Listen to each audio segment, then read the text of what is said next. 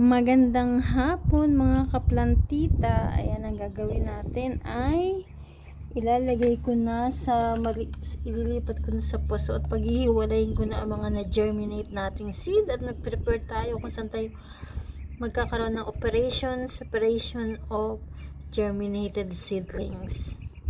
At ang ginawa ko nga ay ang aking counter ay ginawa kong paggagawan ko. Pero nilagyan ko yan ng plastic. Tapos may pang sahod ako dyan. Ayan, yung mga pang repot. Eto, yan yung aking leaf, Kaya lang gagawin ko dyan. Dyan ko ibubuhos tong, ayan, peat moss. Tapos ibabasain ko siya. Dito ko siya haluin kasi dry siya. Tapos, ayan, meron tayong, ayan, mga biodegradable na pa. Tapos meron din ako nabili. Ito yung maliliit pang seedlings. Isusupot ko siya. Diyan ko siya ilalagay. Yung mga bawat seedlings. Lalagyan ko ng lupa. Tapos dyan na sila lalaki. Yan. Ayan.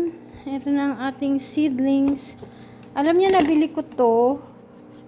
Alam ko, gusto ko siya. Kaya lang, hindi ko alam. Ayun, may kumakagat ata sa kanya. May butas yung dahon. Ano ba yan?